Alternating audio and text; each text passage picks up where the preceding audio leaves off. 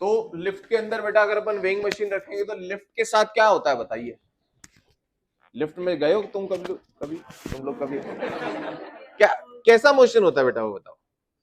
पहले मान लीजिए हम नीचे से ऊपर जा रहे हैं अभी, तो लिफ्ट कैसे मूव करती है? कांस्टेंट वेलोसिटी, कांस्टेंट एक्सेलरेशन, कैसे मूव करती है?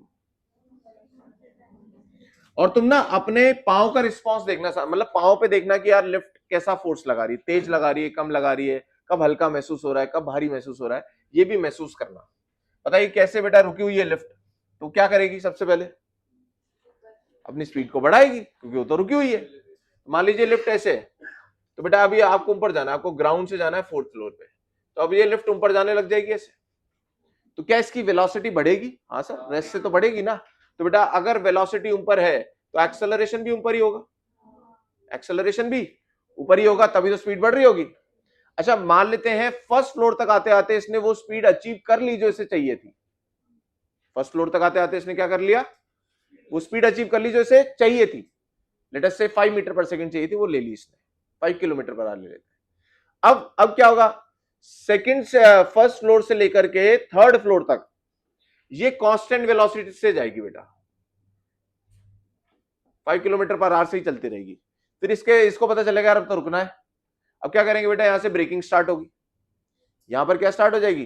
ब्रेक लगना स्टार्ट हो जाएंगे। अब क्या होगा? स्पीड घटने लगेगी। अब आपकी वेलोसिटी ऊपर है, वेलोसिटी, और आपको स्पीड घटानी है तो एक्सेलरेशन किधर रहा होगा? सर नीचे रहा होगा, ऑपोजिट डायरेक्शन में। और बेटा ये रिटार्डेशन होते होते यहां पर जाकर के दोबारा रेस्ट पर आ जाएगी। सही है क्या? अब तुम महसूस करो तुम्हारे पांव पर ये लिफ्ट कैसा फोर्स लगा रही, तेज लगा रही है, धीमे लगा रही है, नॉर्मल लगा रही है, कैसे लगा रही है? तो जब ये ऊपर ऐसे ऐसे एकदम से धचका लगेगा तो बेटा आपको ऐसा लगेगा यार लिफ्ट ने मेरे को ज्यादा तेजी से दबाया, ज्यादा तेजी से पुश किया मेरे पांव को ऊपर। आपको ऐसे भारी भारी महसूस होगा। आपको भारी हल्का पता है कैसे महसूस होता है? आपको ग्राउंड बताता है आप कितने भारी हल्के हो। अगर ये ग्राउंड मेरे को ज्यादा तेजी से पुश करने लगे तो मुझे ऐसा लगेगा भारी भारी लग रहा है। कभी किसी को ऐसा कमजोरी कमजोरी महसूस हुई जैसे जैसे लग रहा है भाई गिर ही रहे एकदम है? तो आपको ऐसा लगता हो ग्राउंड बहुत भारी भारी सा हो गया यार, धस रहे हैं अंदर। ऐसा फील हुआ है क्या कभी? है स्विमिंग करने के बाद ऐसा लगता है भाई, ऐसा लग रहा है कि भाई लेट ही जाओ, पड़ ही जाओ भाई, छोड़ दो एकदम। तो ग्राउंड जितना तेजी से आपको पुश करता है ना बेटा, आपको उतना ज्यादा वेट महसूस होता है अपना। अभी मान लो तुम यहां बैठे हो सभी लोग, अभी एकदम से ये जो फ्लोर है, ये जो नीचे वाला फ्लोर है, ये एकदम से ऊपर जाए, जैसे मान लीजिए हम बैठे और ये पूरी क्लासरूम एकदम से ऊपर उड़ने लग जाए, एकदम से तेजी से ऊपर जाए, तो क्या होगा? आपको ऐसा लगेगा यार मेरा वेट बहुत ज्यादा हो गया। सही है क्या? क्या लगेगा आपको? मेरा वेट बहुत ज्यादा होगा। मान लो ऐसे, जैसे आपने ऐसा महसूस करो बेटा, ऐसा ऐसा कोई चीज जा रही है, चलो वो अलग हो जाए, ये यूं ही जाओ, तुम यूं ही जाओ। ऐसा कोई भी स्लाइड ऐसी हो जिसमें तुम ऊपर ऐसे जा रहे हो, तो एकदम से तुम्हें क्या लगेगा? क्योंकि इनर्शिया से सोचो ना, तुम तो वहीं रहना चाहते हो, और जबरदस्ती वो तुम्हें फोर्स लगा करके ऊपर ले जाना चाह रहा है, पर तुम वहीं रहना चाहते हो, तो तुम तो नीचे रहना चाहते हो, वो तुम्हें ऊपर धक्का मार रहा है, तो तेजी से फोर्स लग जाएगा ना दोनों के बीच में। सही बात है ना?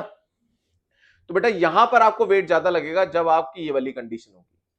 फिर जब ये वाला फेज होगा, फर्स्ट फ्लोर से 3rd फ्लोर वाला, आपका उतना ही वेट होगा जितना कि आपका एक्चुअल है। यहां बताओ क्या होगा? यहां आपको हल्का हल्का महसूस होगा। यार वो झूले में महसूस नहीं होता जब वो झूला नीचे आता है, तो आपको कैसा लगता है? यार बहुत हल्का हल्का महसूस हो रहा है यार। सही है ना? तो वो हल्का हल्का क्यों महसूस हो रहा होता है? क्योंकि यहां पर ये रिटार्डेशन मिल रहा है आपको। तो जब आप यहां से 3rd फ्लोर से 4th फ्लोर जा रहे हो तो आपको क्या लगेगा? यार बहुत हल्का हल्का सा हो गया, और फिर तुम यहां पर पहुंच जाओगे। समझ में आ रहा है? अब ये भारी हल्का नॉर्मल ये क्यों लग रहा है? इट डिपेंड्स ऑन बेटा ए, डिपेंड्स ऑन ए। तो अपन डिफरेंट डिफरेंट केसेस देखेंगे। तो हमारे लिए बेटा पहला केस 1 बना लेते हैं, जिसमें लिफ्ट ऊपर की तरफ एक्सेलरेट कर रही है। ये खड़े हो आप, लिफ्ट किधर एक्सेलरेट कर रही है? कौन सा केस हो गया ये वाला, जो लिफ्ट वाला कहां से कहां तक? 0 से 1 तक ऊपर एक्सेलरेट कर रही है। बेटा आपका एक बीडी बनाओ, आपका एक बीडी बनाओ, इधर ले आओ। आपको आप पे कौन कौन से फोर्स लग रहे हैं? नीचे लग रहा है mg, ऊपर लग रहा है नॉर्मल, और यही नॉर्मल कौन मेजर कर रहा है? ये वेइंग मशीन मेजर कर रही है, क्योंकि आप भी उतना ही नॉर्मल उस पे लगा रहे हो। और आपका एक्सेलरेशन किधर है बेटा? ऊपर की ओर। बताइए, आप लिखिए F = ma। कौन सा फोर्स बड़ा होगा? नॉर्मल बड़ा होगा, नॉर्मल माइनस mg = ma। तो नॉर्मल कितना हो गया यहां से?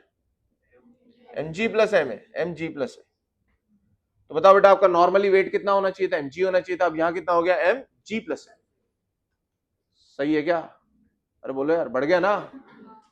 अच्छा केस 2 बना लेते हैं। केस 2 में नीचे कर लो इससे एक्सेलरेशन। किसी को दिक्कत है इक्वेशन लिखने में? कैसे लिखी मैंने? Net force is equal to M A, सभी लोग लिख पा रहे हैं। F net is equal to M A. F net में बेटा मैंने एन माइनस एम जी क्यों करा, एम जी माइनस एन क्यों नहीं करा, या एम जी प्लस एन क्यों नहीं करा? पहली बात तो ये ऑपोजिट है तो माइनस होंगे, माइनस में बड़े में से छोटा घटाएंगे, बड़े वाला कौन सा होगा, जिस डायरेक्शन में एक्सेलरेशन है वही फोर्स ज्यादा रहा होगा, तो normal minus M G is equal to M A. अब बेटा केस 2, केस 2 में क्या कर देते अपन इसे नीचे की तरफ। ये कौन सा केस हो जाएगा जो भी देखा था अपन ने? अरे बोल दो यार, अरे थर्ड से फोर्थ वाला लगाओ बेटा, आपका एफबीडी बनाओ। कौन कौन से फोर्स लग रहे हैं? सर ऊपर लग रहा है नॉर्मल, नीचे लग रहा है एमजी, और ये नीचे जा रही है ए से। अब बताओ net force is equal to M कैसे लिखोगे? हाँ भाई शुभम कैसे लिखोगे बोलो? है नहीं नहीं, अरे पहले ये तो बता इक्वेशन कैसे लिखेगा।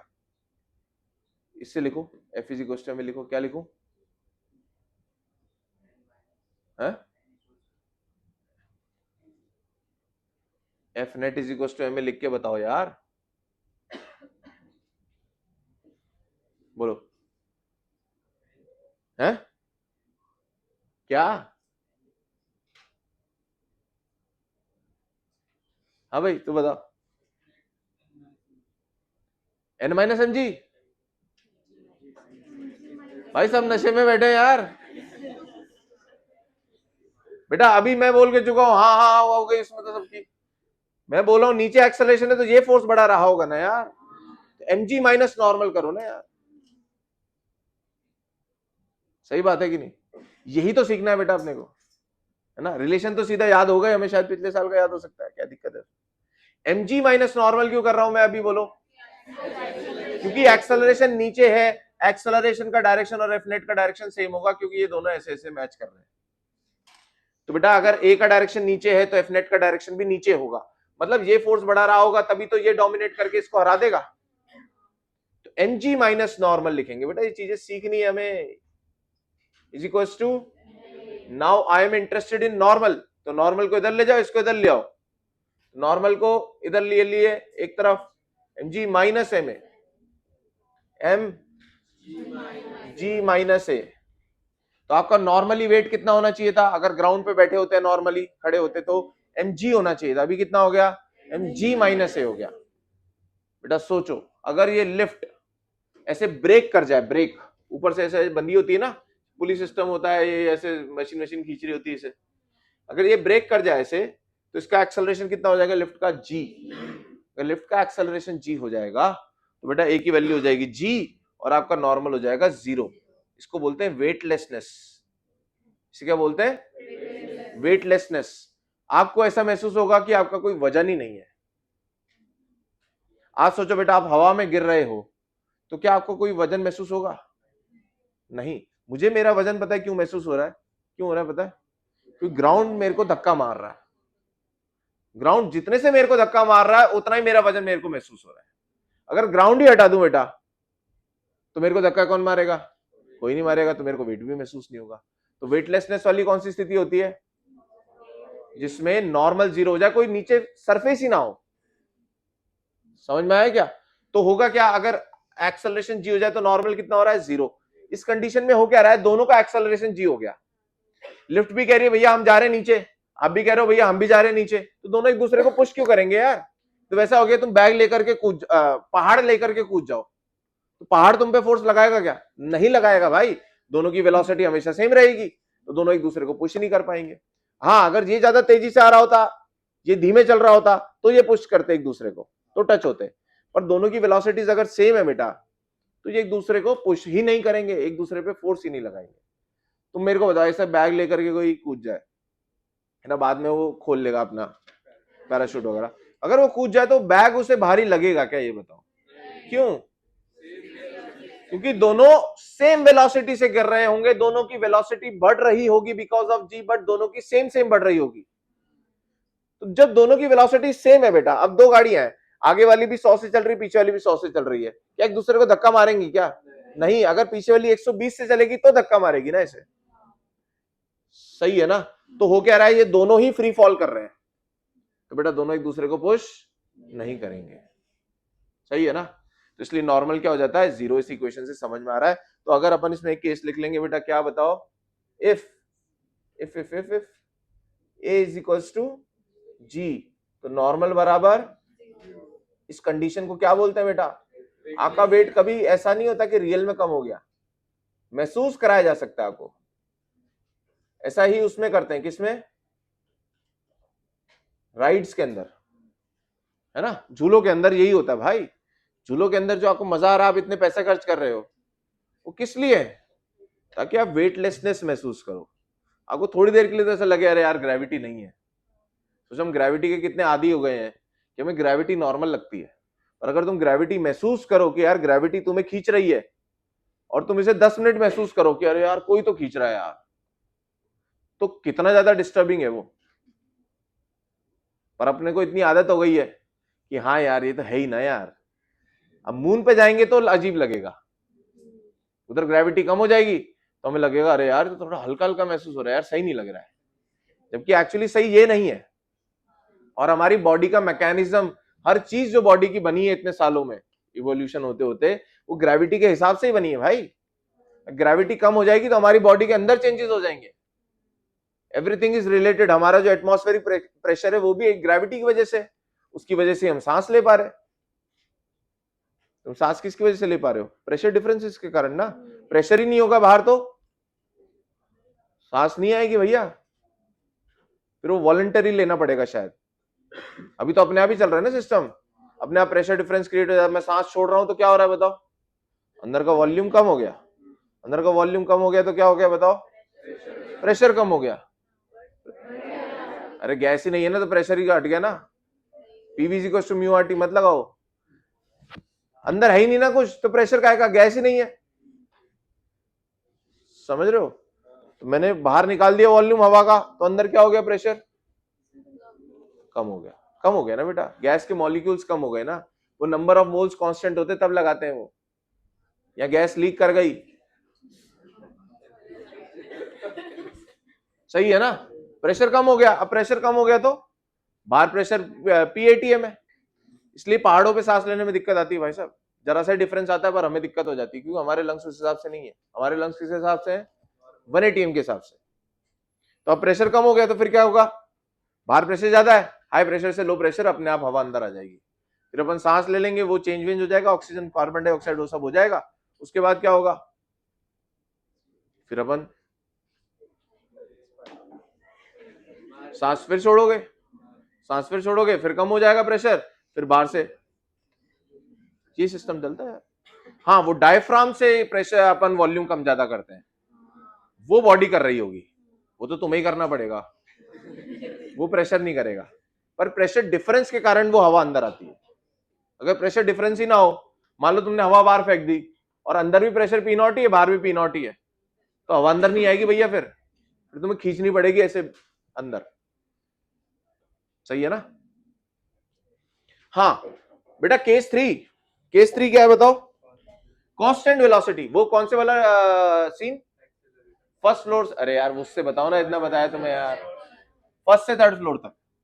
केस 3 क्या ले रहा हूं बेटा मैं, एक्सेलरेशन 0 ले रहा हूं। एक्सेलरेशन 0 का मतलब क्या, v इज कांस्टेंट। वो समय भी होता है जब आपको ये पता ही नहीं चलता कि हम लिफ्ट में खड़े हैं।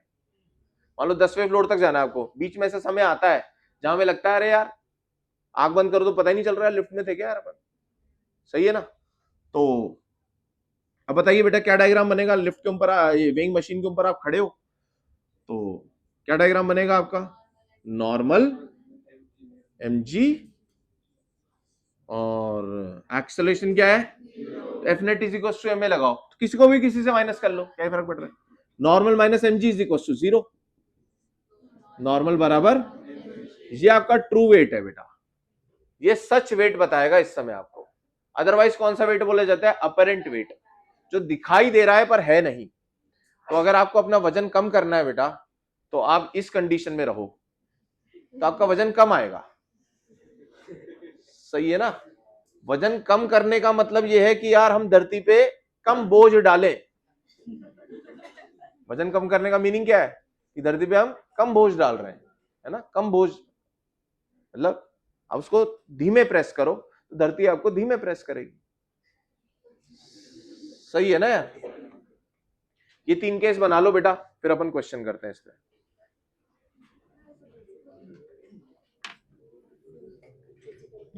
इसी का रिमोट पहुंचाओ भाई। कहां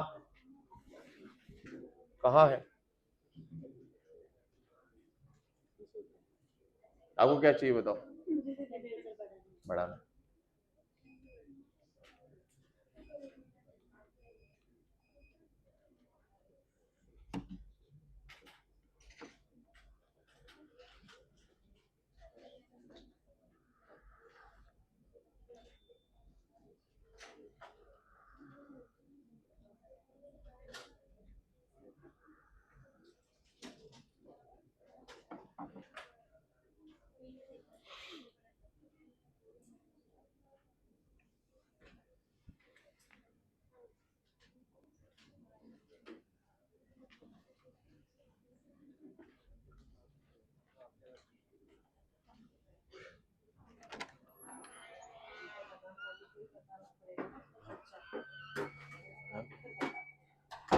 चाय बना।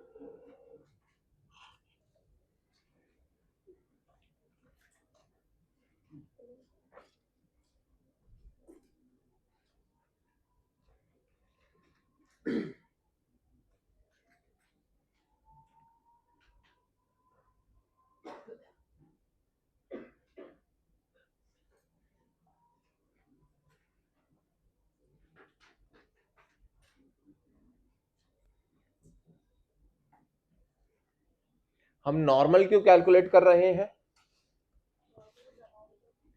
क्योंकि वेइंग मशीन आपका नॉर्मल ही मेजर करेगी। जितना नॉर्मल आप पे लग रहा है उतना ही नॉर्मल किस पे लग रहा है? वेइंग मशीन पे। और वेइंग मशीन को मतलब है कि आप उसे कितने से पुश कर रहे हो। अच्छा, कई बार इसे ऐसे भी लिख दिया जाता है, इसे नॉर्मल है ना बेटा, इसको लिख दिया जाता है एम जी इफेक्टिव। क्या लिख दिया जाता है? M G effective.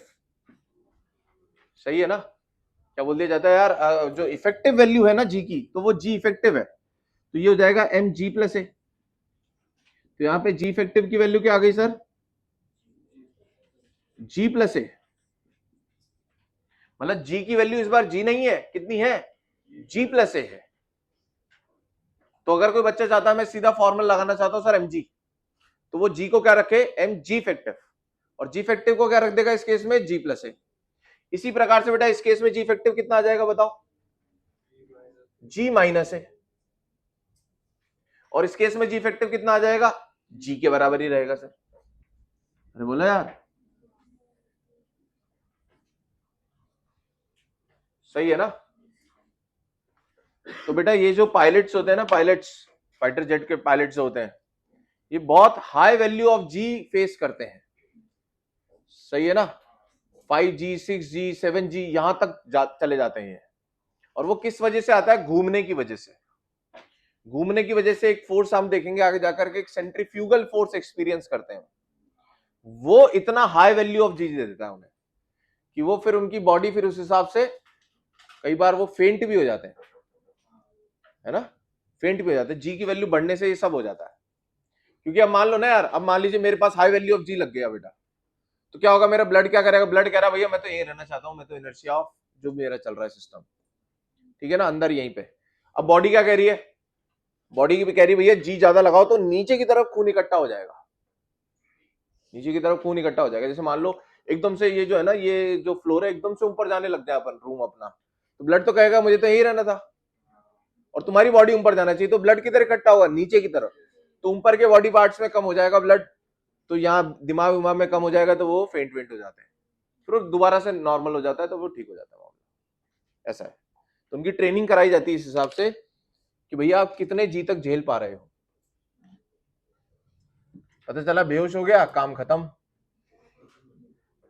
बेहोश तो होते हैं पर फिर वो रिकवर भी कर जाते हैं तुरंत, ब्रेन की सप्लाई नॉर्मल हुई, चलो भाई। चलिए क्वेश्चंस करते हैं बेटा इसके ऊपर।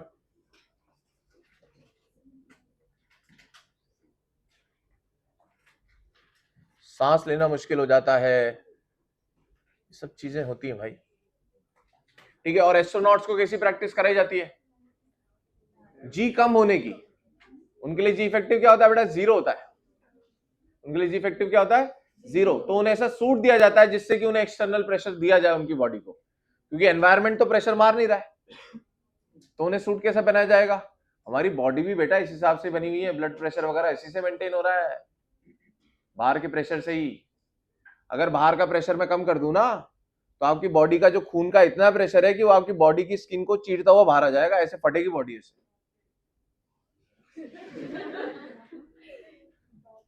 हाँ, आपके अंदर का जो ब्लड प्रेशर है, आपकी स्किन जो है ना, स्किन उसे अंदर से ऐसे ब्लड पिचका रहा है, और इधर से बाहर से एटमॉस्फेरिक प्रेशर पिचका रहा है, और आपकी स्किन पिचकी हुई है। अगर प्रेशर कम करूंगा ना, तो ये एक्सपैंड करने लग जाएगी, और अंदर का ब्लड का प्रेशर इतना ज्यादा है कि वो स्किन को ब्रेक करके, उस बैरियर को ब्रेक करके बाहर ऐसे फुहारा निकलेगा। तो आप समझ रहे हो, इवोल्यूशन इसी का मतलब था ना यार, हम धीरे धीरे धीरे धीरे इवॉल्व होकर के इस एनवायरनमेंट के हिसाब से बन गए।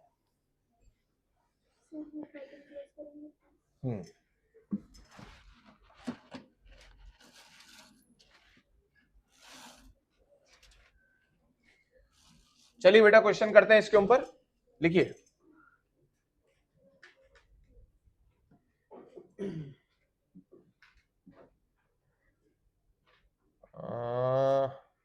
Find reading of weighing machine, find reading of weighing machine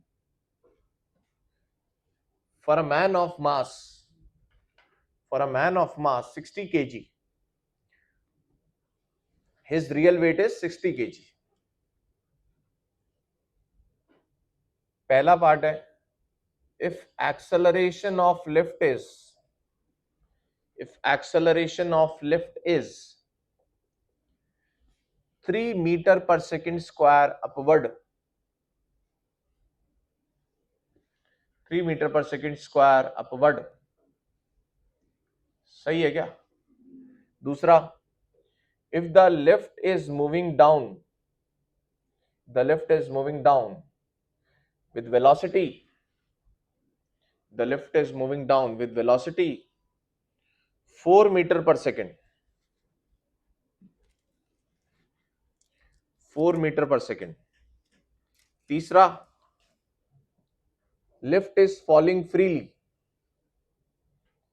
lift is falling freely, सही है। तो आप बताइए, रीडिंग बताइए, रीडिंग।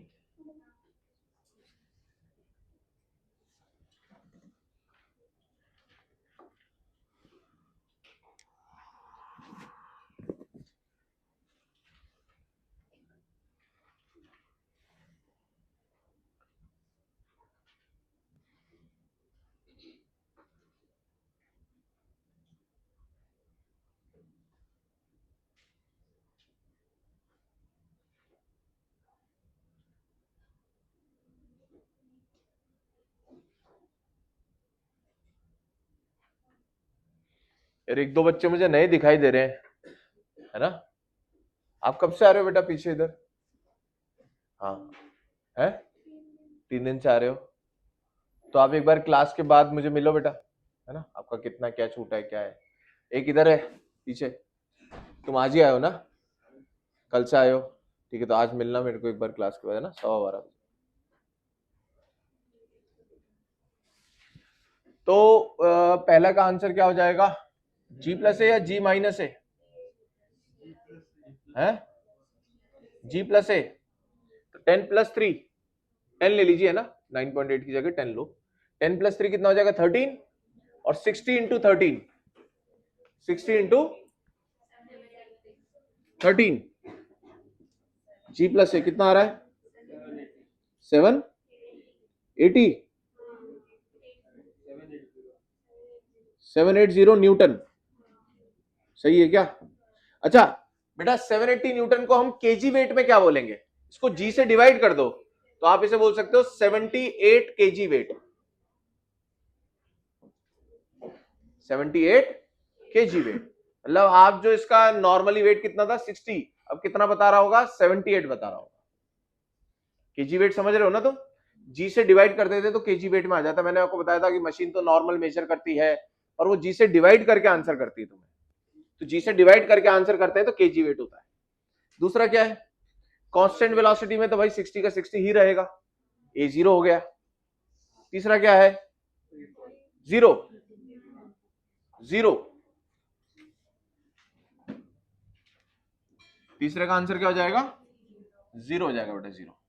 क्या तुमने एक चीज ऑब्जर्व करी, जब लिफ्ट का एक्सेलरेशन ऊपर है तो जी का डायरेक्शन तो नीचे ही है, तो ऊपर है तो वो जी में ऐड हो रहा है, मतलब इसको पलट करके जी में जोड़ रहे हैं, सही है क्या? और जब लिफ्ट का एक्सेलरेशन नीचे था तो इसको पलट करके ऊपर लिया, जी नीचे था, जी माइनस ए कर रहे हैं, तो मतलब सर हम ए को पलट करके जी में जोड़ रहे हैं। सर ए को पलट के जी में जोड़ रहे हैं तो कहीं रिलेटिव तो नहीं हो रहा है क्या? सोचो बेटा, अगर मैं इस लिफ्ट को रोक दूं, इस लिफ्ट को रोक दूं, तो बताओ बेटा क्या इसका एक्सेलरेशन ऑलरेडी जो नीचे जी था और एक और ए मिल गया उसे, तो मैं लिफ्ट के फ्रेम में आ गया, लिफ्ट को रोक दिया मैंने। लिफ्ट को रोकने के लिए क्या करा, ऊपर था ए, नीचे ए दे दिया बेटा, लिफ्ट रुक गई।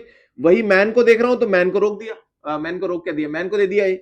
अब बताओ इसका डायग्राम क्या बनेगा, सर ऊपर नॉर्मल लग रहा है और नीचे जो पहले एम जी लग रहा था अब वो एम जी प्लस ए लग रहा है, और सर ये रेस्ट पर है तो इसका एक्सेलरेशन कितना बेटा, जीरो, क्योंकि लिफ्ट के फ्रेम में तो ये रेस्ट पर है, लिफ्ट में बैठ करके देखो तो रेस्ट पर है, तो अब आप दोनों को बराबर कर दो, तो नॉर्मल बराबर एम जी प्लस ए, सही है क्या? ये भी एक तरीका हो सकता है। इधर इधर लगाएंगे तो कैसा बनेगा, किधर जा रही थी लिफ्ट, यहां पर है, ऊपर जा रही थी ना, तो लिफ्ट को रोक दो बेटा, नीचे ए दे करके, वही मैन के साथ करो, मैन को नीचे दे दोगे, ऊपर जा रही थी क्या बेटा, नीचे जा रही थी यहाँ पे यार, कुछ नीचे जा रही थी तो ऊपर दे दो ए, तो इसको भी ऊपर दे दो ए, नीचे क्या लग रहा था इस पे, नीचे एम जी लग रहा था, अब जी को क्या लिख दोगे, जी माइनस ए, इसके इफेक्ट को इसके साथ ही ले लिए जी माइनस ए करके, ऊपर क्या लग रहा था, नॉर्मल, और अब एक्सेलरेशन कितना है इसका, जीरो, तो नॉर्मल बराबर एम जी माइनस ए, ठीक है ना? तो जी में कब प्लस हो रहा है कब माइनस हो रहा है समझ में आ रहा है, ए को उल्टा करके जी को देना है, सही है ना? ए को उल्टा क्यों किया, क्योंकि उसे रोक रहे हैं, लिफ्ट के फ्रेम में देखेंगे, मतलब लिफ्ट एज ए ऑब्जर्वर देखेगा, अगर लिफ्ट रुकी हुई है तो यार नॉर्मली तो आएगी नॉर्मल बराबर एम जी, और फिर जी की वैल्यू जो चेंज हुई है वो रखेंगे, सही है क्या? चलो, तो ये भी एक छोटा सा कंसेप्ट है, अपन इसको बाद में सूडो फोर्स से देखेंगे, किससे देखेंगे, pseudo force. Pseudo force is nothing but relative, pseudo कुछ नहीं है, रिलेटिव मोशन ही है भैया, जिसको रिलेटिव आता है उसको सूडो भी आ जाएगा। चलिए next question, if apparent weight of a man, if apparent weight of a man in a lift is, if apparent weight of a man in lift is 1/5 of his true weight, 1/5 of his true weight, then find the direction and value of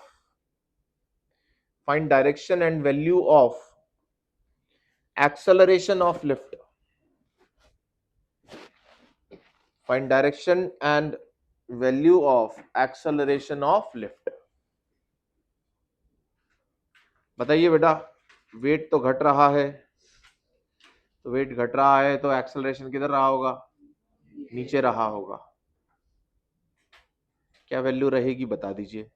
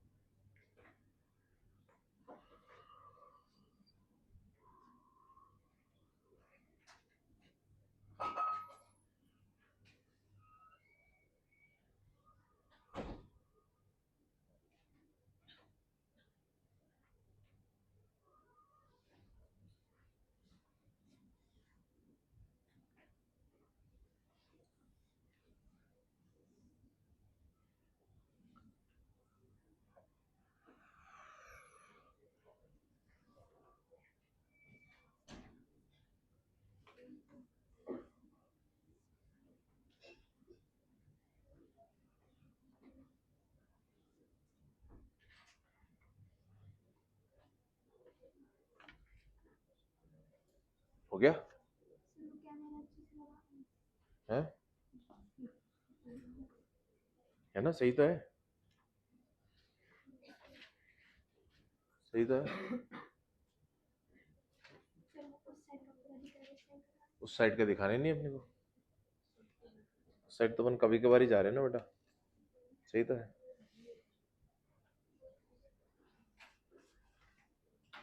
तो आपका normal कितना हो गया बेटा? Normal ही तो apparent wait होता है, normal is your apparent wait. तो वो कितना हो गया? mg/5। कितना हो गया? mg/5। m g माइनस है। g माइनस ए क्यों ले रहा हूं सर? क्योंकि घटा है, इसलिए g माइनस ए हो रहा होगा। तो बेटा mm काट दीजिए, तो g/5 is equal to g minus A. A को इधर ले आओ, g/5 को इधर ले आओ, कितना आ जाएगा? g माइनस g/5 कितना हो जाएगा? 4g/5। ये एक्सेलरेशन है बेटा। आप जी की वैल्यू चाहो तो 10 रख सकते हो और आंसर उसमें भी बता सकते हो। ये आंसर है। और डायरेक्शन बता दो किधर होगा? सर डाउनवर्ड होगा। सही है।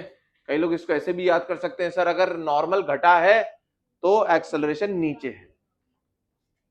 ये डायरेक्शन भी नीचे और नॉर्मल भी डिक्रीज ही कर रहा है, वो भी नीचे ही जा रहा है। नॉर्मल बढ़ रहा है, इसका मतलब एक्सेलरेशन ऊपर है। कितने लोग कर पाए ये सभी? ठीक है।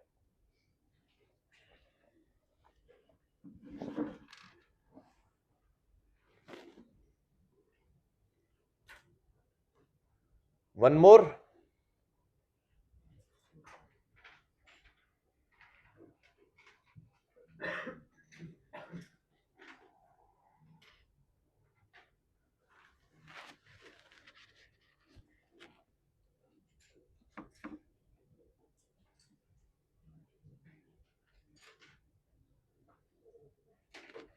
चलिए next question.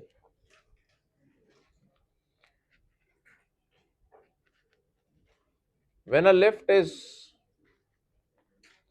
when a lift is moving upward with acceleration a,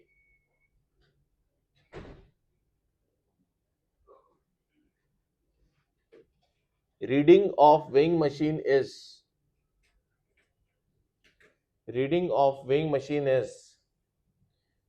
56 kg weight, 56 kg weight or 560 Newton, 56 kg weight or 560 Newton.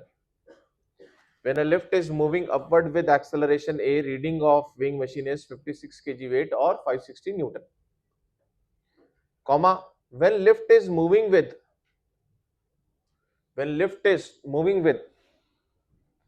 downward acceleration A, lift is moving with downward acceleration A,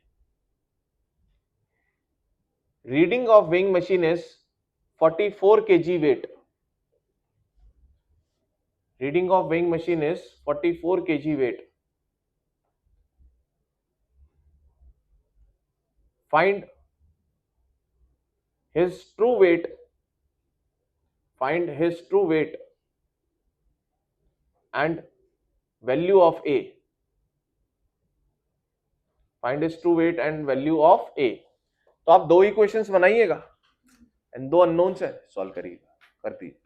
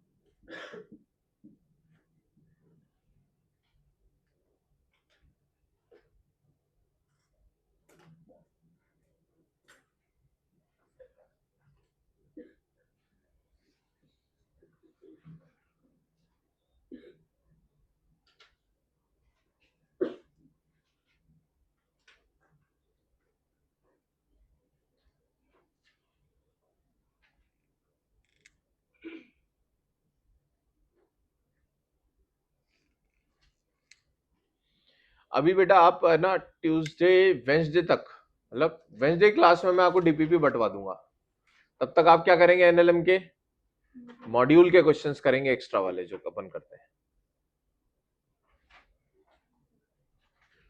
DPP upon letter part में रखेंगे हमेशा हर chapter के, ताकि आपका module हो जाए पहले।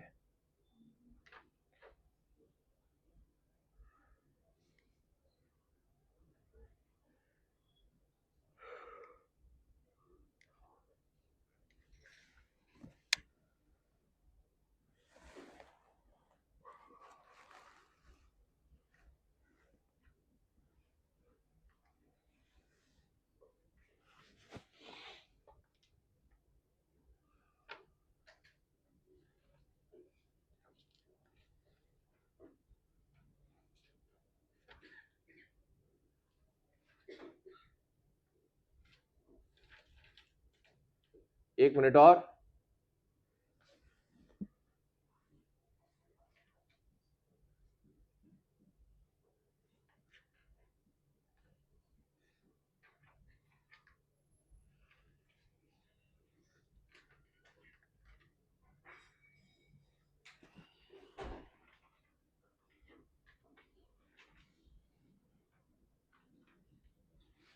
बैठी नहीं, मेरे को बैठी नहीं, थोड़ी उनको बोल दिया है।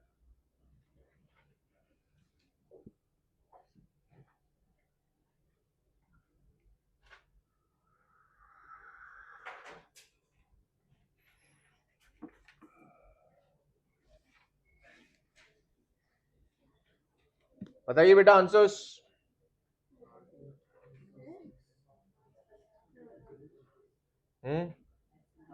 एक्सेलरेशन is 6/5, 1.2 और मास इज 50 kg। कैसे करेंगे? पहले कंडीशन में बेटा नॉर्मल कितना आ रहा होगा, mg प्लस ए। नॉर्मल कितना आ रहा होगा, mg प्लस ए, और दूसरे केस में नॉर्मल आ रहा होगा mg माइनस ए। सही है। तो पहले का नॉर्मल गिवन है क्या हमें, अपेरेंट वेट गिवन है क्या, कितना 560 इज इक्वल टू मास नहीं पता सर, सर जी की वैल्यू 10 ले लूं क्या, बाद में पुट कर देंगे? जी प्लस ए, और दूसरे का कितना है बेटा?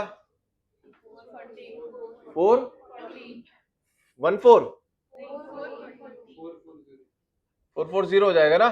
44 kg वेट है, मतलब 44 इंटू जी, जी की वैल्यू मैं 10 ले रहा हूं यहां पर, 44 जी होगा बेटा। ये कितना होगा? 44 जी, उसको अपन बाद में 10 ले लेंगे। एम जी प्लस ए, जी माइनस ए। अब बेटा मुझे तो दो ही अननोन नजर आ रहे हैं यहां पर, कौन कौन सा? एम और ए। तो ऐसा करते हैं, इन्हें जोड़ दीजिए तो ए कट जाएगा, है ना, या प्लस है या माइनस है। तो कितना हो जाएगा? 560 प्लस 440, इसको पुट कर देते हैं। अब कितना हो गया ये? 1000। एलएचएस जोड़ दिया, यहाँ क्या बचा बेटा? एमजी, यहाँ भी क्या बचा? एमजी, और एमए और माइनस एमए तो कैंसिल हो गया। कितना हो गया? 2 mg।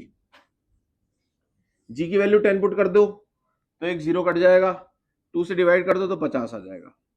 मास आ गया 50, किसी भी एक इक्वेशन में पुट करके ए निकाल लो। यहाँ पे 50 पुट कर देता हूं, 0 0 काट दूंगा, कितना हो जाएगा बेटा? 56 is equal to 50 plus 5a, तो 6 is equal to 5a, a is equal to 6/5।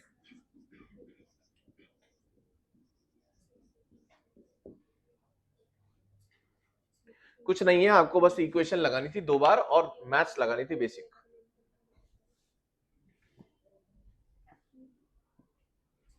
कितने लोगों का आया बताइए? 6/5 एंड 50 सही है।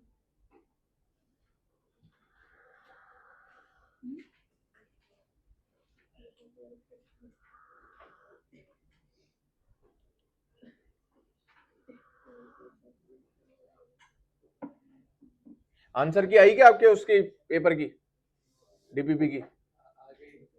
है आ गई ना, ग्रुप पे आ गई ना?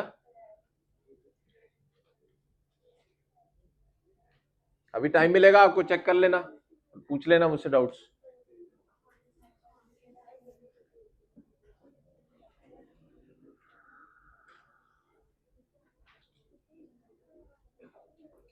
आया?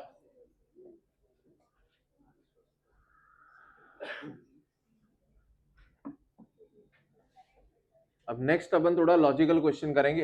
ये तो मेहनत वाले क्वेश्चन में लॉजिक का है, ज्यादा मेहनत है। एक हल्का सा लॉजिक लगाना आप लोग।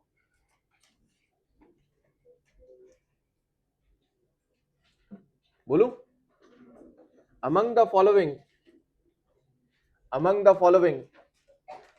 in which cases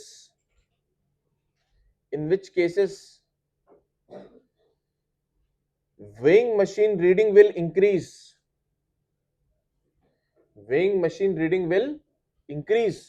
सर अगर इंक्रीज करनी है तो जी के डायरेक्शन में ए आना चाहिए, उल्टा करके ले मतलब ऊपर आना चाहिए।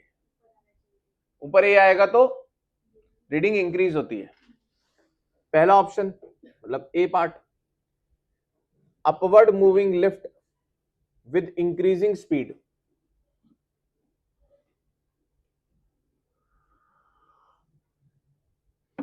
मतलब वी किधर है बेटा?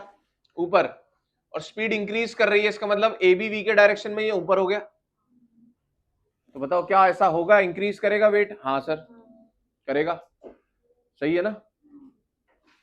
Second part, upward moving lift with decreasing speed, upward moving lift with decreasing speed, बताओ, है ना। अगर अपवर्ड जा रही है मतलब वेलोसिटी ऊपर है, और स्पीड डिक्रीज कर रही है मतलब ए ऑपोजिट होगा तो नीचे आ जाएगा। नहीं सर, इसमें तो घटता है। तीसरा, downward moving lift with increasing speed,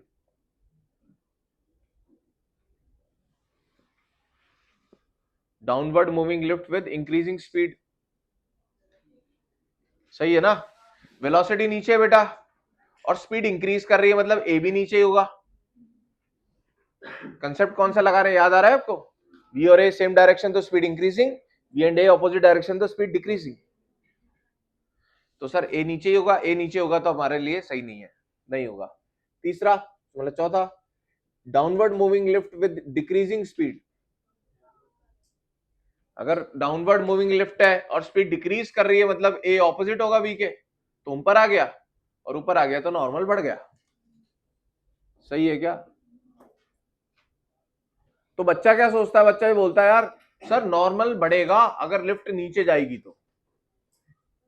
नहीं, नॉर्मल बढ़ेगा लिफ्ट ऊपर जाएगी तो। लिफ्ट ऊपर नीचे जाने से नहीं है भैया, ए से देखना है आपको। नॉर्मल किससे बढ़ रहा घट रहा है, बी से या ए से? ए का देखना है आपको, बी से नहीं देखना है। समझ में आया क्या? मुझे बताओ बेटा, ये लिफ्ट किधर जा रही है? नीचे जा रही है ना। चलो ये लिफ्ट किधर जा रही थी? चौथे ऑप्शन में नीचे। तो इसमें तो नॉर्मल घटना चाहिए था। तो अगर आप ए को नहीं देखोगे तो आप क्या बोलोगे? नॉर्मल डिक्रीज कर रहा है। नॉर्मल डिक्रीज बी से नहीं करता है, इंक्रीज डिक्रीज किससे करता है? ए से। आपको ए को देखना है बेटा, बी से डिसाइड नहीं होता है। तो लिफ्ट कहीं भी जाए उससे कोई लेना देना नहीं है, हमें क्या देखना होता है? ए देखना होता है। सही है क्या? ये क्या सीन होगा बेटा बताओ? लिफ्ट नीचे जा रही है और स्पीड घट रही है। ये कौन सा होगा? जब हम फोर्स से जीरो पे जाते हैं। तो जब फर्स्ट फ्लोर पे ब्रेक लगने शुरू होंगे ना, तो आप देखना आपको ऐसा भारी भारी सा महसूस होगा। सही है ना? क्योंकि एक्सेलरेशन किधर आ जाएगा? ऊपर आ जाएगा, क्योंकि वी नीचे है और स्पीड डिक्रीज करनी है। तो एक्सेलरेशन ऊपर तो नॉर्मल इंक्रीज। तो नॉर्मल बढ़ेगा घटेगा किसको देख करके? ए को देख करके, ना कि वी को देख करके। चलो सही है यहां तक? वेइंग मशीन,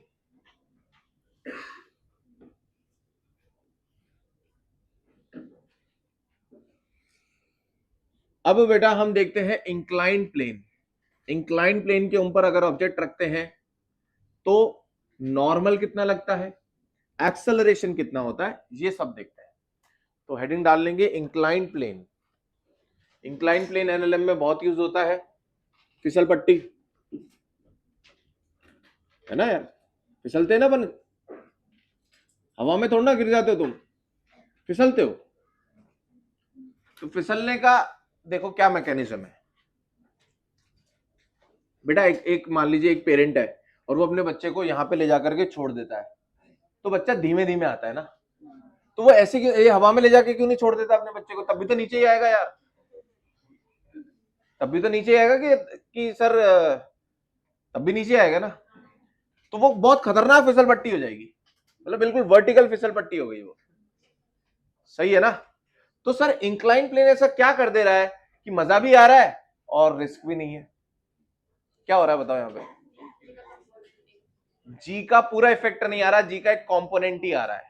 बाकी जो जी का कंपोनेंट है वो नॉर्मल बैलेंस कर लेगा, वो फिसल पट्टी उसे बैलेंस कर देगी। अरे आ रही क्या बात समझ में? तो बेटा हम जी की वैल्यू इफेक्टिवली घटा दे रहे हैं। फिसल पट्टी में मजा क्यों आ रहा है? क्योंकि जी उतना महसूस नहीं होगा जितना कि है, क्योंकि उसका कुछ इफेक्ट कौन ले लेगा? ये फिसल पट्टी ले लेगी, इंक्लाइन प्लेन ले लेगा। क्या डायग्राम बनाते हैं भाई? इसके ऊपर ब्लॉक रख दिया बेटा, ये बच्चा है, अब इसका एबीडी बनाइए आप। कौन कौन से फोर्सेस लगेंगे? एमजी फॉर श्योर लगेगा। अच्छा ये थीटा है बेटा, देखना ये थीटा के बढ़ने से डेंजर होता जाता है मामला। ये नीचे एमजी लगेगा, और नॉर्मल कैसे लगेगा? सर सरफेस इन कांटेक्ट के परपेंडिकुलर, कल बनाया भी था हमने ऐसा। सही है? अब सर मुझे बताइए मैं एक्स और वाई किसको लूं? एक्स किसको लूं? सर मुझे पता है इसका मोशन इस लाइन के लॉन्ग होना है, तो मैं अब इसको एक्स मान लेता हूं ना बेटा, और इसको वाई मान लेता हूं। एक्स और वाई आप किसी को भी मान सकते हो, बस कंडीशन ये कि दोनों आपस परपेंडिकुलर होने चाहिए।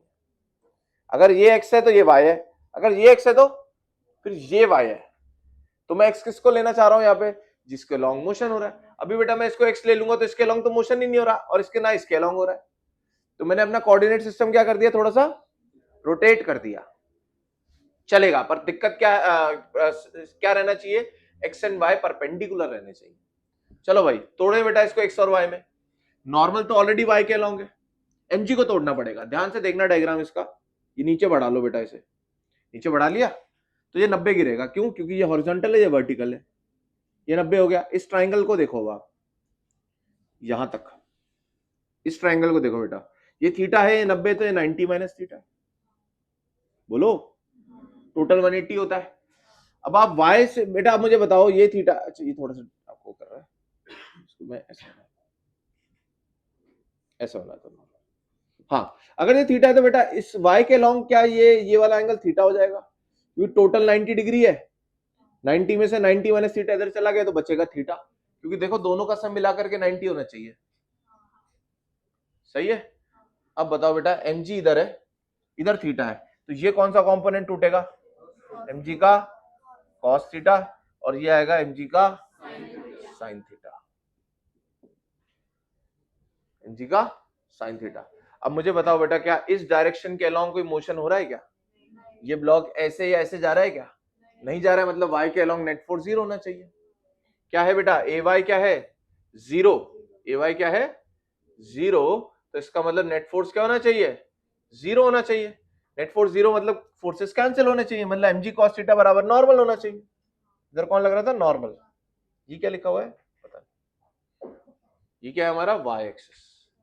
तो नॉर्मल बराबर यहां से क्या आ जाएगा बेटा? mg cos theta. Otherwise normal कितना हुआ करता था? mg होता था, अब हो गया mg का एक कंपोनेंट mg cos, नॉर्मल घट गया भाई, थोड़ा हल्का महसूस होगा आपको। दूसरी बात बेटा, अब आप मुझे बताओ x के अलोंग कौन सा फोर्स लग रहा है? सिर्फ ये, तो वो इसको एक्सेलरेट करेगा।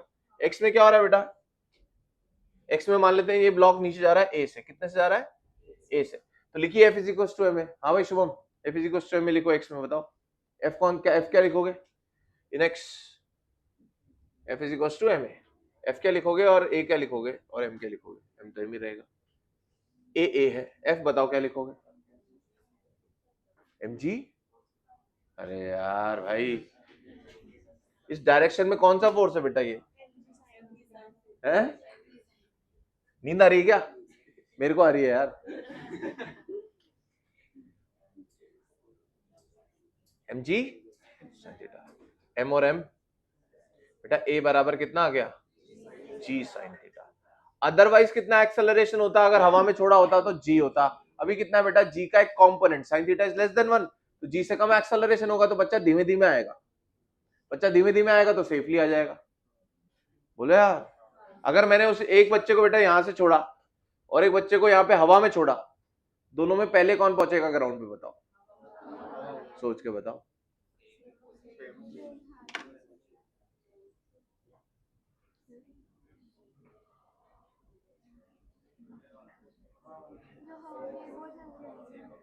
हवा वाला पहले पहुंचेगा।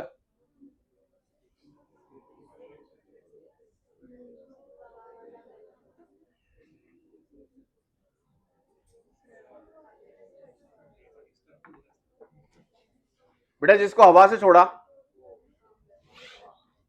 वो कितनी हाइट गिर रहा है? h गिर रहा है, और ये जो चल रहा है ना, ये चल रहा है। अच्छा सुनना बेटा, मैंने आपको ट्रायंगल के अंदर कंपोनेंट लेना बताया था, ये थीटा है, कंपोनेंट किसका लेंगे बोलो? इसका, इसका, इसका, हाइपोटेन्यूज का। हाइपोटेन्यूज को x मान लो क्या? तो बताओ बेटा, ये x है तो ये क्या है बचा हुआ?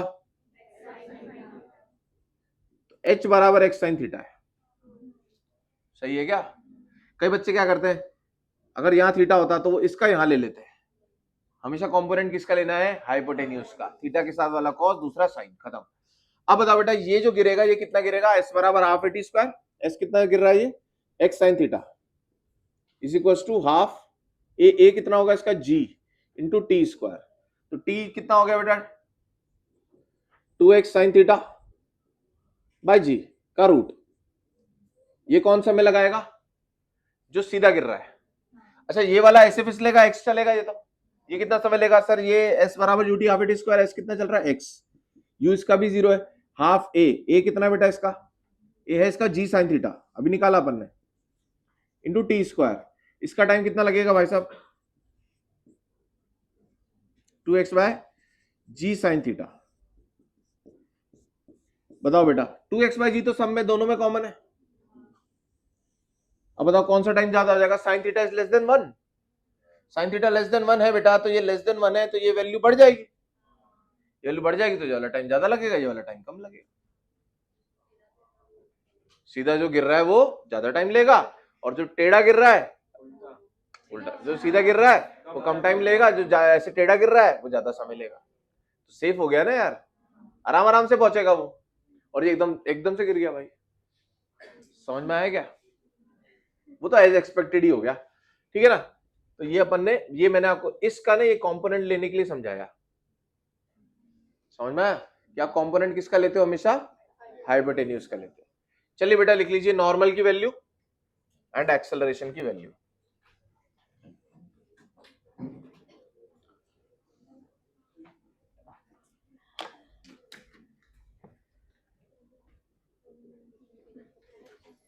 इसका टाइम का रेशियो भी निकाल सकते हैं अपन, T1/T2।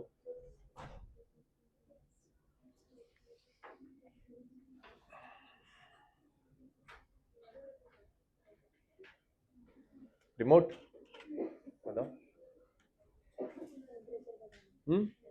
टेम्परेचर बढ़ाऊं?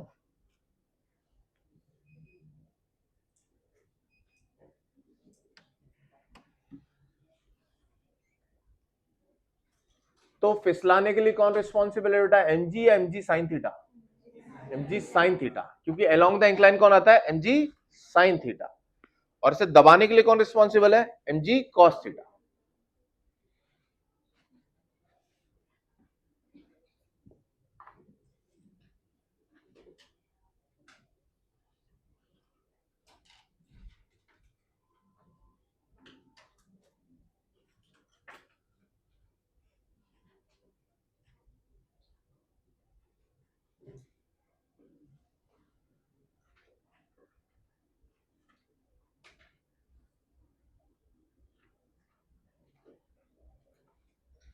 तीसरा पार्ट अपन ये कर लेंगे, कौन सा? एक तो अपन ने नॉर्मल निकाल लिया, दूसरा क्या कर लिया अपन ने, दूसरा अपन ने एक्सेलरेशन निकाल लिया, और तीसरा क्या करेंगे बेटा अपन, रेशियो ऑफ टाइम टेकन। कौन कौन सा रेशियो निकालना है टाइम टेकन का? When it is released from the same height along the incline and without the incline. ठीक है ना? तो उसके लिए वो सॉल्यूशन हो जाएगा, लिखेंगे आप लोग, तीनों चीजें लिख लो, T1/T2 निकाल दो, कोई सा भी ले लेना, T1 कोई सा भी T2 ले लेना।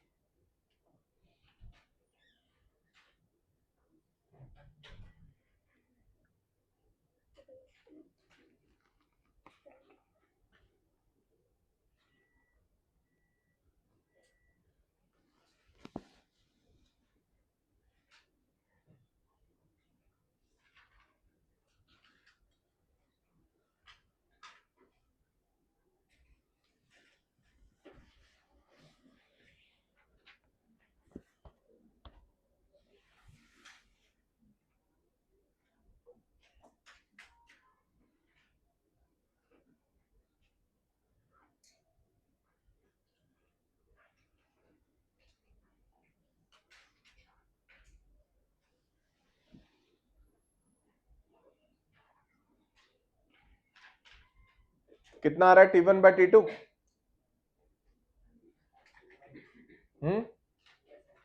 हाँ 1/sin थीटा या sin थीटा आ जाएगा। लिखवाऊं क्या क्वेश्चन, बोलो? Ratio of time taken.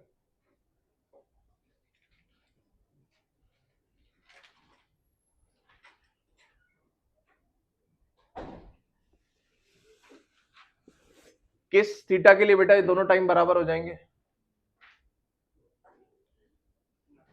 Theta 90 के लिए, है ना? थीटा 90 हो गया मतलब क्या हो गया, इंक्लाइन कैसा हो गया, ऐसा हो गया। तो वही बात होगी ना फिर तो। ऐसी वाली स्लाइड सोचो कितनी खतरनाक होती है ना? वाटर पार्क में होती है ना, ऐसी वाली भी होती है ना थोड़ी, हल्का सा ही रखते हो। थीटा 89 डिग्री मान लो तुम, 88 89 डिग्री 85 डिग्री तक, तो ऑलमोस्ट 90 हो गया वो। तो बंदा वैसे ही गिरता है जैसे कि हवा में गिर रहा हो, सही है ना? और अगर बच्चों वाली स्लाइड बनानी है तो ले भाई, खुद ही फिसलना पड़ेगा फिर तुम्हें, ऐसी बना दो तो, सही है ना? बाद में फ्रिक्शन वगैरह भी ले आएंगे ना अपन इसमें, तो फ्रिक्शन रोकेगा भी सही, अभी तो रोकने वाला कोई नहीं है, सही है ना? तो बेटा जी के इफेक्ट, और तुम प्लेन पे चल रहे हो, तुम प्लेन पे चल रहे हो, तो तुम्हारे लिए थीटा कितना है, तुम्हारे लिए थीटा 0 डिग्री है, तो तुमने तो जी का इफेक्ट बिल्कुल ही खत्म कर दिया भाई।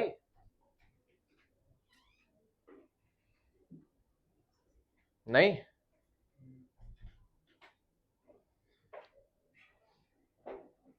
तो बेटा ट्रैकिंग वगैरह पे जाते हैं तो ये थीटा पे डिपेंड करता है कि अपनी क्या हालत होगी।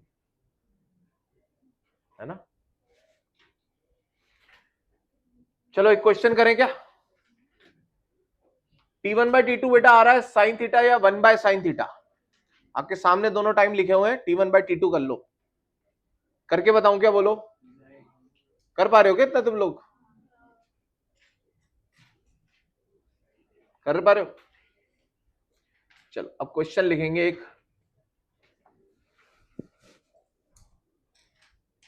For the given system find acceleration of the block and normal acting on the block। अगर ये क्वेश्चन ऐसा होता था तो बहुत आसान था, अभी तो किया अपन ने, पर अपन एक एक्सटर्नल फोर्स लगा रहे बेटा इसे 40 न्यूटन। तो बेसिक थीम क्या है? ये y होगा हमारा, ये हमारा x होगा। कंपोनेंट्स तोड़ेंगे और y के along is no motion, y में बैलेंस कर देंगे और x में क्या कर देंगे? ma कर देंगे।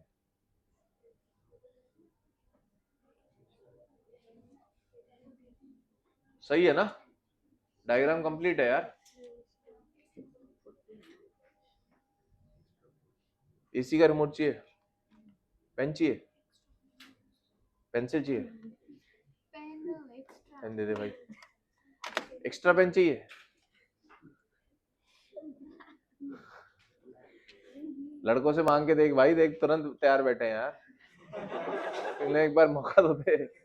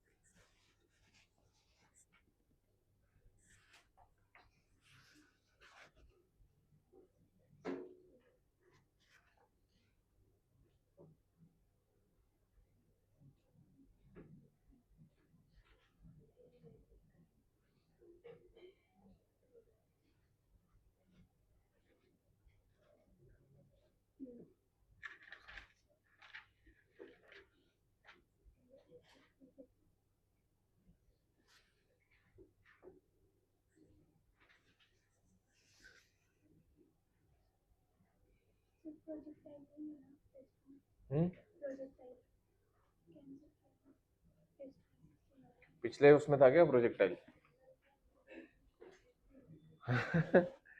पिछले वीकली में था क्या? हैं? आप नहीं थे?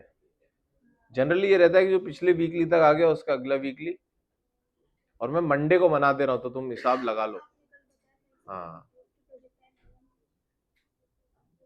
बेटा, मैंने मंडे को बनाया था पेपर, आज फ्राइडे हो गया, मेरे को याद नहीं क्या क्या क्वेश्चन डाले हुए थे। वीकली का मतलब ये है कि जो आपका हो गया है उस वीक में। माइनर ना, माइनर का भी नहीं बनाया मैंने, तो मैं बता देता हूँ। उसके लिए हमने डिसाइड किया था, कौन सा था? रिलेटिव मोशन और एनएलएम पार्ट 1 और हल्का सा बेसिक मैथ्स। हाँ, हल्का सा मसाला जो रहेगा बेसिक मैथ्स का, 5 क्वेश्चन।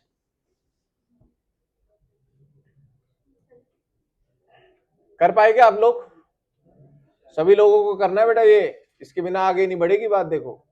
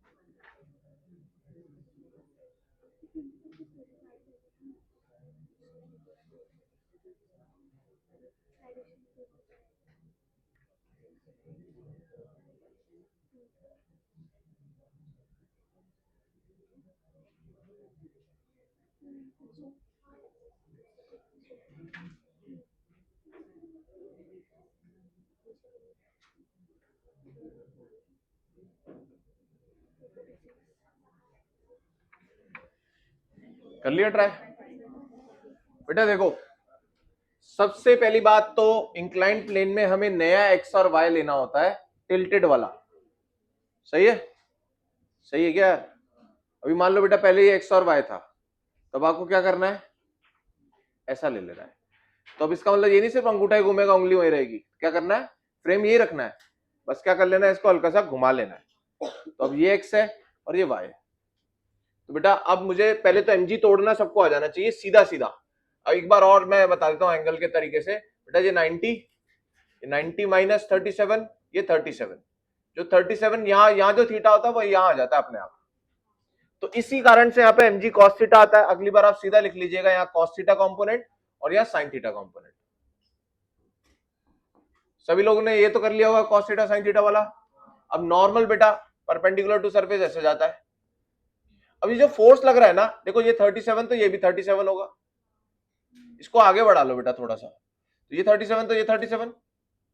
बोलो टेल पे तोड़ते ना अपन तो कंपोनेंट, तो इसे टेल पे ले आओ एंगल को। तो इसको मैं थोड़ा सा आगे बढ़ा लेता हूँ, वेक्टर तो हिला सकते हैं ना अपन अपनी जगह से, आगे ले आओ 40। तो बता बेटा किधर कॉस आएगा, इधर cos 37, 40 cos 37, और ये नीचे आ जाएगा 40 sin 37। बताइए 40 को किस किसने करेक्टली तोड़ दिया है, बताइए। चलो अच्छी बात है, जिन लोगों ने नहीं किया है बताइए बेटा क्या दिक्कत आई आपको। यहां दिक्कत आ रही होगी क्योंकि टेल पे एंगल नहीं दिया था, तो आप उसको आगे बढ़ा करके टेल पे बना लो एंगल। मैंने क्या करा, 40 को एकदम पैरेलली शिफ्ट कर दिया यहाँ पे, फिर मैंने बोला ये 37 तो ये 37, कॉरस्पॉन्डिंग एंगल्स हो गए बेटा, ये दोनों लाइनें पैरेलल, ये भी हॉरिजॉन्टल ये भी हॉरिजॉन्टल पैरेलल, तो this is equal to this. फिर जैसे ही 37 यहाँ आ गया तो यहाँ cos 37 या sin 37। सही है ना? जिसको तोड़ते हैं वो किधर होता है, ये दो परपेंडिकुलर होते हैं, जिसको तोड़ते हैं वो बीच में होता है। तो अगर एक इधर टूटा है तो एक इधर टूटेगा। अब बताइए बेटा y में क्या हो रहा है, y में सबसे पहले जीरो कर देता हूं। y में क्या हो रहा है, एक्सेलरेशन है जीरो। बराबर कर दो बेटा फोर्सेस। ऊपर कौन लग रहा है, सिर्फ नॉर्मल, और नीचे कौन है, mg cos 37 प्लस फोर्स वाला क्या आ गया हिसाब, 40 sin 37। कितनी कितनी वैल्यू आ जाएगी यार, mg का क्या हो जाएगा 100, cos 37 कितना होता है 4/5, 40 sin 37 कितना होता है 3/5, कितना हो गया बेटा 8, 20, ये कितना हो जाएगा 80, ये 24, 104 न्यूटन। सही है। एक्सेलरेशन का क्या करें बेटा, हाँ भाई शुभम तेरा नंबर आ गया बेटा दोबारा। इसको सीधा कर लो, इसको सीधा कर लो। सीधा कर लेंगे बेटा, 10 किलो ऐसे रखा हुआ है, इधर कौन खींच रहा है, इधर ओम खींच रहा है। ओम कितने से खींच रहा है भाई, mg sin थीटा से। mg sin थीटा कितना है, m g sin 37 3/5। इधर शुभम खींच रहा है, कितने से खींच रहा है भाई, 40 cos 37। 40 cos 37 कितना हो जाएगा 4/5। कितना हो गया भाई, कौन जीत रहा है भाई, ओम जीत रहा है भाई। सही है। तो कहां जाएगा ये ब्लॉक, जो स्ट्रांग होगा उसी के साथ जाएगा ना यार। तो कितना करेंगे बेटा 30, ये कितना 60 माइनस 24 आ गया अभी तो, is equal to M A, सही लिखा ना, 32 सॉरी, कितना हो गया ये, तो इधर एक बिंदी लगा दो, ए इक्वल टू 2.8, सही है ना। Net force is equal to M A हमें लिखना आना ही चाहिए एनएलएम में, उसको सीधा करके देख लिया मैंने।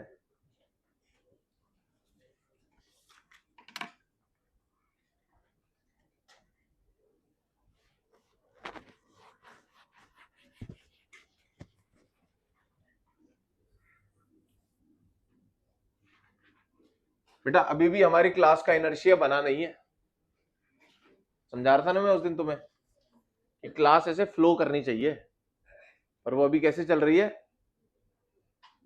अभी मेरे को थोड़ा सा धक्का मारना पड़ रहा है तुम्हें मोशन में लाने के लिए, होपफुली नेक्स्ट चैप्टर तक अपन वहां पर पहुंच जाए, सही है ना, जो अपने को चाहिए। तीसरा फोर्स पढ़ेंगे अब अपन, tension in a string, tension in a string.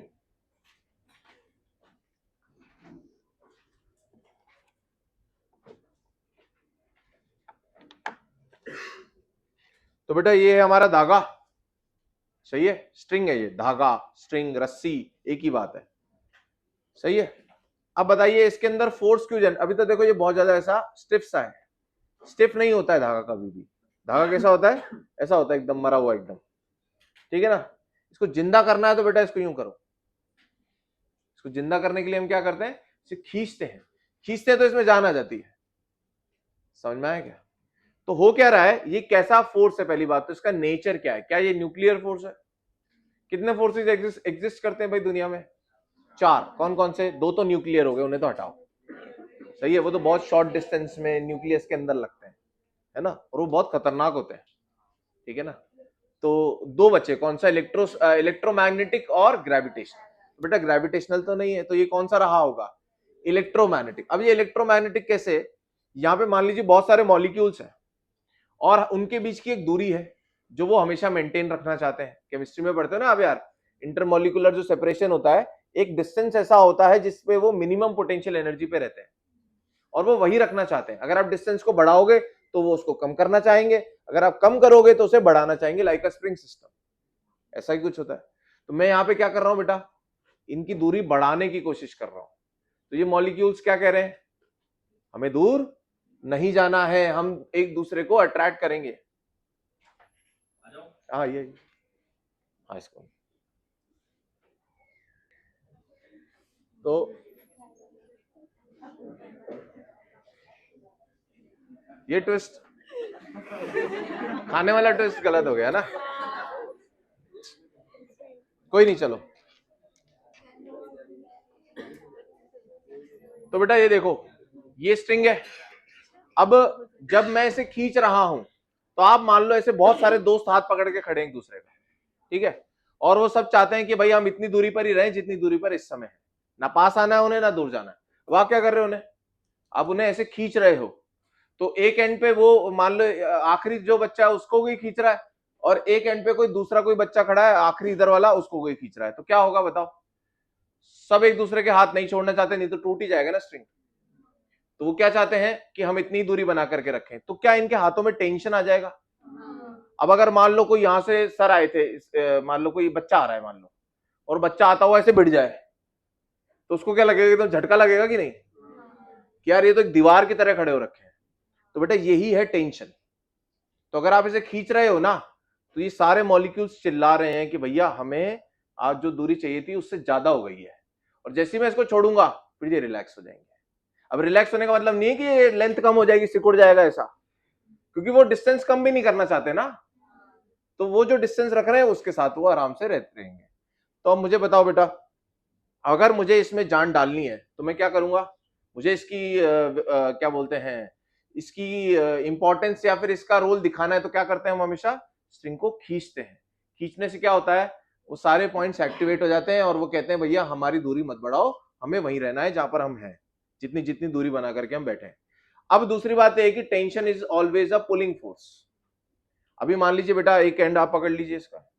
अब मान लो अगर मैं इसको खींचूं तो मैं किसको खींच रहा हूं? मैं इस लास्ट वाले बंदे को खींच रहा हूं। वो किसको खींच रहा है? वो अगले बंदे को खींच रहा है। वो किसको खींच रहा है? वो अगले को खींच रहा है। और ये वाला सेकंड लास्ट वाला इस लास्ट वाले को खींच रहा है। और उसको किसने पकड़ रखा है? उसका हाथ इसने पकड़ रखा है। आ रही है बात समझ में? सही है ना बात? अब बेटा अगर मैं इसको यूं खींच रहा हूं तो आप पे किधर फोर्स लग रहा है? आप पे पहली बात तो अलोंग द स्ट्रिंग लग रहा है। किधर लग रहा है? अगर मैं यूं खींचू तो अब मैं यूं, अभी भी मैं यूं ही खींच रहा हूं, ऐसे पकड़ लो, अभी भी मैं यूं ही खींच रहा हूं, तो अब किधर लग रहा है? इधर। अगर मैं यूं खींचू तो अब लग रहा है इधर। और ये फोर्स इसको पुल ही कर सकता है हमेशा। जैसे अपन ने बोला था नॉर्मल हमेशा क्या करता है? धक्का मारता है। वो हमेशा खींच नहीं सकता, खींचते तो कांटेक्ट खत्म हो जाएगा। ऐसे ही अगर मैं इसको खींच रहा हूं तो मैं इसको बेसिकली पुल ही कर सकता हूं। अगर मान लो मैंने इस धागे की मदद से इसको धक्का मारने की कोशिश करी इस बच्ची को, तो बेटा धागा ढीला पड़ जाएगा, तो खत्म कहानी। धागा ढीला पड़ा, कहानी खत्म। अब तो उसमें टेंशन है ही नहीं, इसमें टेंशन जीरो है। सही है ना? तो टेंशन क्या होता है? ऑलवेज हमेशा पुलिंग फोर्स है। वो हमेशा क्या कर सकते हो आप? टेंशन से किसी भी चीज को खींच ही सकते हो, धक्का नहीं मार सकते। धक्का मारने जाओगे तो क्या होगा? टेंशन ही गायब हो जाएगा भाई। ये तो खत्म हो गई बात ही, टॉपिक ही खत्म हो गया। सही है ना? तो लिखते हैं अपन, क्या हेडिंग डालेंगे? Tension in a string. तीसरा फोर्स है बेटा हमारा। कौन कौन से फोर्स पढ़ लिए अपन ने बताओ? एमजी सभी लोग बनाना सीख गए क्या? नॉर्मल बनाना सीख गए क्या? अब तीसरा कौन सा आ जाएगा? टेंशन किसके साथ आएगा? रस्सी के साथ आएगा। रस्सी रस्सी लगाएंगे अब अपन। ठीक है। अभी बेटा अपन वो गाड़ी जो खराब हो जाती है बीच में, तो अपन टो करते हैं। तो मान लीजिए रस्सी बांध दी आपने, उस पर आगे लगा होता है, तो आपने बांध दी। अब आप क्या कर रहे हो? आप रस्सी को खींच रहे हो और रस्सी उसको खींच रही है। तो रस्सी जिस फोर्स से उसे खींच रही है वही टेंशन है। और आप क्यों खींच रहे हो रस्सी को? ताकि टेंशन उसमें आए। अरे जब तक दोनों एंड से नहीं खींचोगे तो टेंशन आएगा ही नहीं ना उसमें। आप मान लो एक एंड पकड़ के खींच रहे हो तो टाइट तो हुई नहीं ना रस्सी भाई, इसलिए उधर बांध देंगे, एक अपन ले लेंगे। अब अपन क्या कर रहे हैं? अपन इनको बोल रहे हैं कि यार तुम भाई खींचो, और ये खींचेंगे तो सब एक दूसरे को खींचेंगे, और वही रस्सी उसको किसको खींच लेगी? गाड़ी को खींच लेगी। अच्छा सर, अगर इनकी भी तो एक लिमिट होगी ना यार। ऐसे थोड़ा कि कितना भी तेजी से खींचो और ये आपस में हाथ जोड़ करके बैठे रहेंगे। ये क्या करेंगे? एक समय बाद अगर टेंशन ब्रेकिंग स्ट्रेस से ज्यादा हो गया, ब्रेकिंग स्ट्रेंथ बोल देंगे अपन, उससे ज्यादा हो गया, तो क्या हो जाएगा बेटा? इनके हाथ क्या हो जाएंगे? ब्रेक कर जाएंगे, और ये बोलेंगे भैया खत्म कहानी। इसकी भी एक लिमिट होती होगी, ठीक है ना? इसलिए धागे की, हर धागे की क्या होती है बेटा? आप खींच करके देखते हो, अरे हाँ यार ये तो अभी मजबूत है, तो वो क्या होता है? उसका एक स्ट्रेंथ होती है जहां तक आप उसे खींच सकते हो। लिखो भाई, ये लिख लिया था ना तुम लोगों ने? ये आंसर सभी लोगों ने लिख लिया है क्या? चलो लिखो, tension in a string. T से हम इसे डिनोट करते हैं, कैपिटल टी। पहला, पहले हल्की सी डेफिनेशन लिख लो। Tension is the intermolecular forces. Tension is the intermolecular forces. Tension is the intermolecular forces between the molecules of a string which becomes active, between the molecules of a string which becomes active when the string is stretched, when the string is stretched। सही है? अब points लिख लें इसके बारे में थोड़ा सा, इसको जानने के लिए अच्छे से। इलेक्ट्रोमैग्नेटिक इन नेचर, पहला पॉइंट है इलेक्ट्रोमैग्नेटिक इन नेचर। इलेक्ट्रोमैग्नेटिक का मतलब चार्जेस वगैरह से लेना देना है इस फोर्स का। दूसरा, it is always a pulling force. It is always a pulling force acting on a body, acting on a body in the direction away from the, in the direction away from the point of, the direction away from the point of tied end,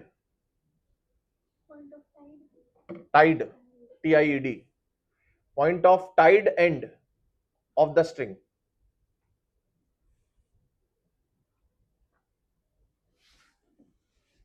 इसी के नीचे ये diagram बना लीजिएगा। बेटा ये कोई block है, मान लीजिए इस पे टाइड एंड यहां पर है, यहां बंधी हुई है स्ट्रिंग, तो कैसे फोर्स लग रहा होगा इसके ऊपर बताइए, इस ब्लॉक एम पर?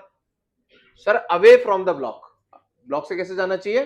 दूर जाना चाहिए, दूर जाना चाहिए। और कैसे लगना चाहिए? Along the string.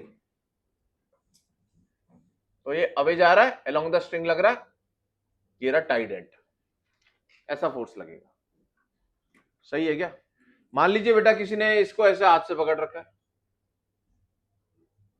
हाथ से ऐसे पकड़ रखा है, बताइए इसके हाथ पे कैसे लग रहा होगा? इस आदमी का एबीडी बनाऊंगा तो ये हाथ है इसका, बताओ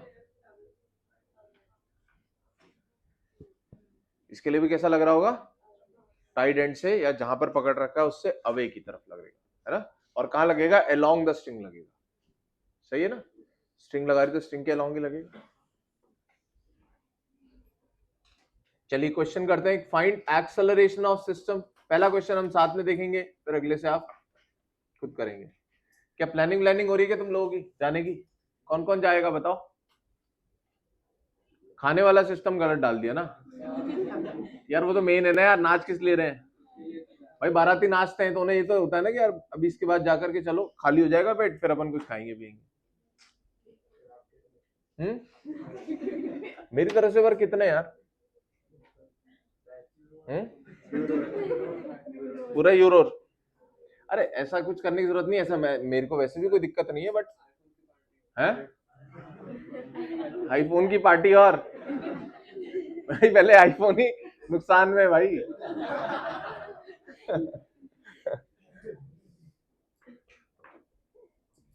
और फिर तुम लोग ये देखोगे वहां पर कि यार सिलेक्शन हो रहा है तो कैसे इज्जत मिलती है, तो अगर वो तुम्हें मोटिवेट कर रहा है तो आने का कोई मतलब है, अदरवाइज छुट्टी एंजॉय करेगा बच्चा? नहीं।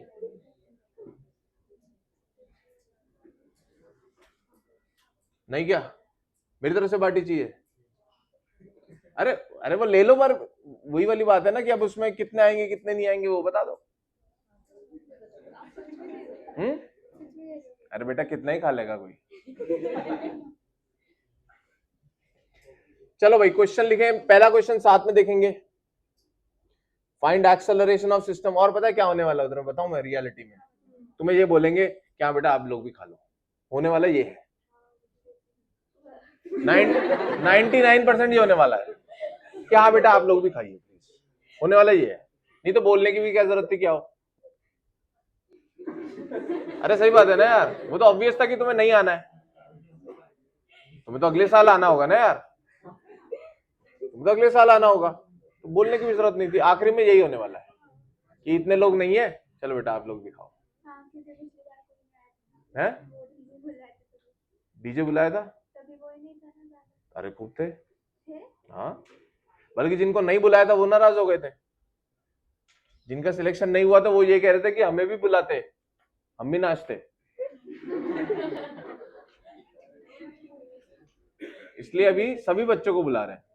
हाँ ये अच्छी बात है कि जो हर जगह नहीं होता है वो यहाँ पर हम सेट कर रहे हैं कि जो बच्चों का सिलेक्शन नहीं हुआ वो लोग भी इनवाइटेड है, उनको भी कॉल जा रहा है कि आप लोग भी आइए अपने पेरेंट्स के साथ, और आपने जैसी भी तैयारी करी आप एटलीस्ट लड़े तो सही, आपने तैयारी करी, आपने अपनी तरफ से अच्छा किया, हुआ नहीं हुआ दैट इज समथिंग डिफरेंट। वो बच्चे के लिए बड़ा मुश्किल होता है ना, तो बेशर्मी हो जाएगी यार हमने तो बुलाया था ये आ ही गया तो वो थोड़ा सा ऐसा हो जाता है, इसलिए तो कोई नहीं करता है, पर फिर भी ऐसा बोला तो गया सभी बच्चों को। और ये तो और ही एक्स्ट्रा ऑर्डिनरी स्टेप हो गया कि यार तुम लोग भी आ जाओ, है ना?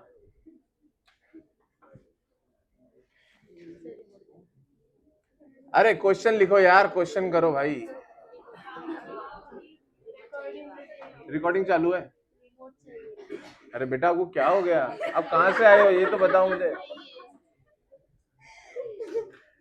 Find acceleration of system and tension in the string. पहला क्वेश्चन हम साथ में करेंगे, बाद से आप करिएगा। And tension in the string, बेटा आपने नॉर्मल वाली कहानी याद है आपको? स्टेप 1 क्या होता था? एक सिस्टम मान के एक्सेलरेशन निकाल लो, फिर उसके बाद अलग अलग करके नॉर्मल निकाल लो। सेम कहानी यहां लगाएंगे। क्या हो गया? क्या हो गया बेटा?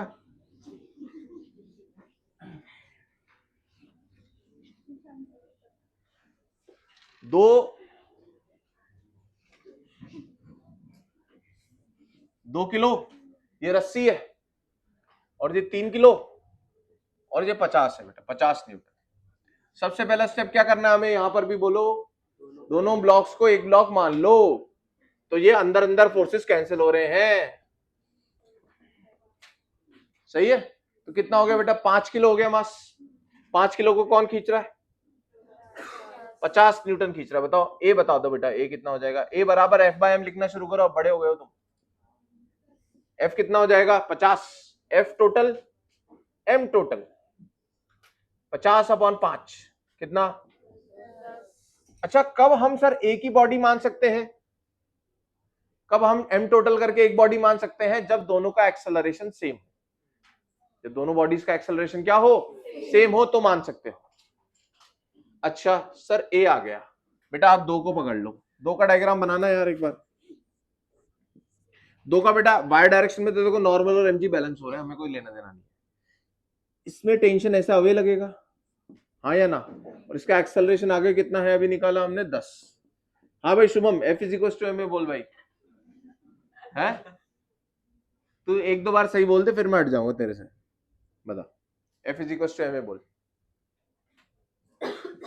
है F is equal to M A बोल, इक्वेशन बोल फटाफट। है F is equal to M A, इसके आगे बोल, इधर तो लगा इस इक्वेशन को, तो जनरल इक्वेशन है। एफ की जगह क्या लिखूं? बोल, टी पक्का? एम बोल, एम ए। हाँ, टेंशन कितना आ गया बेटा?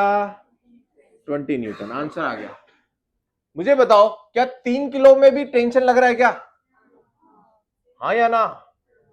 सर यहां कितना लग रहा है आगे? बेटा इस पे टेंशन बताओ किधर लगेगा? Away from it, along the string. ये रहा टेंशन। क्या ये टेंशन और ये टेंशन सेम होंगे? क्यों? बताओ बताओ बताओ बेटा। हम ये जो रस्सी मानते हैं ना, ये मासलेस रस्सी मानते हैं। आइडियल स्ट्रिंग है ये। क्या है ये? Ideal string. तो आइडियल स्ट्रिंग का मास क्या लिया जाता है? 0। एक्चुअली में मास कभी 0 हो ही नहीं सकता यार, कुछ तो होगा उसमें। अगर किसी चीज पे मास 0 हो बेटा, ध्यान से सुनना, ध्यान से सुनना, ध्यान से सुनना। मान लेते हैं इस ब्लॉक का मास है 0, इसमें बेटा एक फोर्स इधर लग रहा है F1 और इधर फोर्स लग रहा है F2। यस और नो? अब बताओ बेटा, इसके लिए आप बताओ क्या, और ये इधर जा रहा है A से। बताओ Shubham, F is equal to M A बोल। हाँ बोल। F2 minus F1। बहुत बढ़िया। क्यों F2 क्यों माइनस किया? F2 माइनस F1 क्यों? A क्यों देख करके। F2 minus F1 is equal to 0 into A। F2 बराबर F1। दोनों फोर्सेस क्या होंगे बेटा? बराबर होंगे। मासलेस चीज पर हमेशा फोर्सेस कैसे लगते हैं? इक्वल एंड ऑपोजिट लगते हैं। तो बेटा अगर ये रस्सी अगर मासलेस है, सुनना ध्यान से, ध्यान से सुनना बेटा। 3 kg पे टेंशन कैसा बना? 3 kg को कौन खींच रहा है? टेंशन। ये कौन खींच रहा है? ये फोर्स कौन लगाया? ये वाला टेंशन किसने लगाया? रस्सी ने ब्लॉक पे।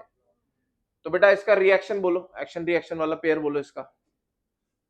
सर उतना ही फोर्स है 3, इस रस्सी को खींच रहा होगा। तो रस्सी का एफबीडी बनाऊंगा बेटा, तो उस पर टेंशन ऐसा लगेगा। सिमिलरली बताओ 2 किलो पे टेंशन किधर लग रहा है? इधर। 2 किलो इसमें किधर लगा रहा होगा? इधर। T1 T2 ले लो बेटा इसे, इसका मास क्या ले लो? क्या T1 बराबर T2 है? इसलिए इस रस्सी पर टेंशन सेम रहेगा। समझे क्या? है दोबारा समझाऊं? देखो बेटा, हमने ये जो दोनों टेंशन बनाए ना, ये 3 किलो पे लगने वाला टेंशन है, रस्सी पे लगने वाला टेंशन नहीं। ये कौन से वाला टेंशन है? जो 3 पे लग रहा है। 3 पे लगा कौन रहा है? ये वाला टेंशन, रस्सी। तो ब्लॉक भी तो रस्सी पे लगाएगा एक्शन रिएक्शन। तो बताओ ये ब्लॉक इसको कैसे खींचेगा? ये ऐसे खींचेगा। उसको मैंने टेंशन मान लिया बेटा T2। अब ये वाला टेंशन किस पे लग रहा है? 2 पे। तो 2 भी तो इसको खींचेगा रस्सी को इधर, एक्शन रिएक्शन वाला टेंशन। सही है क्या? अगर रस्सी इसको ऐसे खींचती है तो ब्लॉक इसको ऐसे खींचेगा। Action reaction equal and opposite, दोनों अलग अलग बॉडीज पे लग रहे हैं, सेम नेचर वो सब। तो इसको मैंने T1 मान लिया। अब बेटा ये रस्सी भी तो इधर जा रही थी ऐसे, बताओ यार। अब आप क्या लिखोगे? जैसे यहाँ पे हमने लिखा बेटा मास 0 है तो दोनों फोर्सेस बराबर हो जाएंगे ना, मतलब टेंशन क्या हो गया? सेम हो गया। तो इसलिए मैंने दोनों तरफ टेंशन क्या लिया है? सेम लिया है। पूरी रस्सी में टेंशन क्या रहेगा? सेम रहेगा। उसका एक्सप्लेनेशन मैंने आपको यहां पर दिया। मास 0 होता है तो दोनों फोर्सेस क्या होने चाहिए? कैंसिल होने चाहिए, क्योंकि मास 0 है तो नेट फोर्स हमेशा 0 रहेगा। दोनों फोर्सेस क्या हो जाते हैं? सेम सेम हो जाते हैं, बराबर हो जाते हैं। मतलब T1 बराबर T2, मतलब ये एक ही टेंशन है। T1 बराबर T2 का मतलब क्या है बेटा? ये टेंशन सेम है। जो इस एंड पे लग रहा है, जो इस एंड पे लग रहा है, दोनों टेंशन क्या है? सेम। तो इसलिए मैंने अगर यहां T लिया है तो यहां पर मैंने कुछ और नहीं लिया है, T डैश नहीं लिया है, T ही लिया है। ये एक्सप्लेन कर रहा हूं। अच्छा यहां से निकाले बेटा। हाँ भाई शुभम, ये वाला ब्लॉक कितने से जा रहा है आगे? लास्ट से चलते रहे। अब ओम को पकड़ेंगे अगली बार। बता दे भाई। इसके लिए F में लिख दे, 3 किलो से टेंशन निकाल रहे हैं। देखते हैं सेम आता है कि नहीं आता आंसर। बोलो भाई। हाँ अब तो पकड़ लिया बेटा तूने। Is equals to 3 × 10। बताओ यार यहां से टेंशन कितना आ रहा है? यहां से भी 20 न्यूटन ही आ रहा है ना। कौन सा बढ़िया तरीका रहा बेटा, यहां से निकालू या यहां से? सर इधर वाले से, क्योंकि इसको चलाने वाला टेंशन ही है। हम इसे मन ही मन कर सकते हैं कि सर अगर ये 2 किलो है, 10 से जाना है तो 20 न्यूटन चाहिए। कौन दे रहा है? टेंशन ही तो दे रहा है। सही है ना? तो हमेशा लास्ट वाले ब्लॉक से निकालें। चलिए अगले से आप करेंगे, ये लिख लीजिए।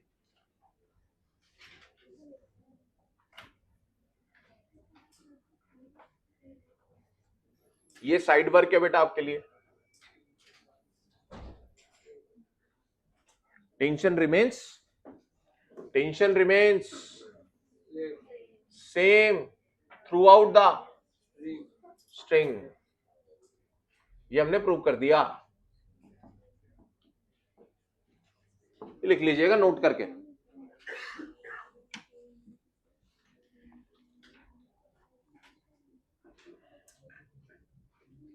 फटाफट, टाइम हो गया यार। आज तो आपने ब्रेक क्वेश्चन भी नहीं मांगा यार। हैं? हैं? हाँ बस हो ही गया। अब तो एक क्वेश्चन दूंगा बस, अब वो कर दो और बस हो गई कहानी खत्म। करना है ना एक क्वेश्चन?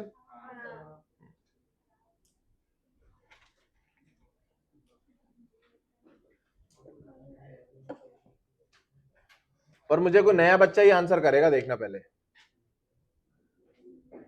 ठीक है? जिसको आता है उसके लिए ये क्वेश्चंस कुछ है ही नहीं, एग्जिस्ट ही नहीं करते ये।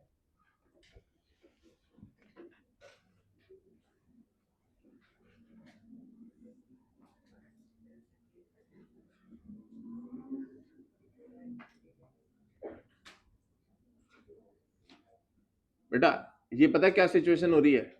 ट्रेन का डब्बा है आगे 2 किलो का, और ट्रेन को कोई खींच रहा है 55 न्यूटन से, तो पीछे पीछे डब्बे चलते हुए आ रहे हैं उसके साथ। इंजन है आगे, 2 किलो का इंजन हो गया। अब बताओ यहां कितने टेंशन होंगे? 2, क्योंकि 2 रस्सी है। अब ये दोनों टेंशन सेम होंगे क्या बेटा? नहीं यार, बीच में ब्लॉक आ गया। यहाँ का टेंशन को मैं T1 बोल देता हूं और इस वाली रस्सी के टेंशन को T2 बोल देता हूं। तो आपको A बताना है, आपको T1 बताना है और आपको T2 बताना है। पहला आंसर कोई वो करेगा जो पहली बार सीख रहा है इन चीजों को।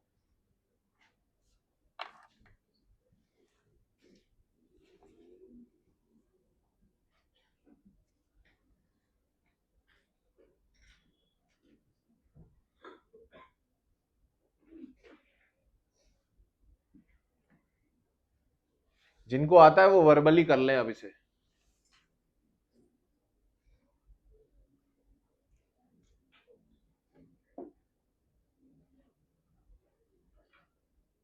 हो गया ना? वर्बली कर रहे हो ना?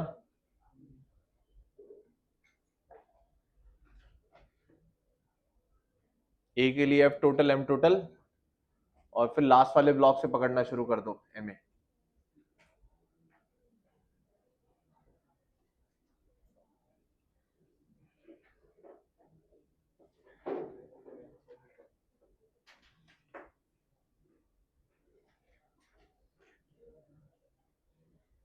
तो नया बच्चा आंसर कर दे बेटा, मैं डिस्कस कर लेता हूं। पहली बार सीख रहे हो तुम? आता था ना?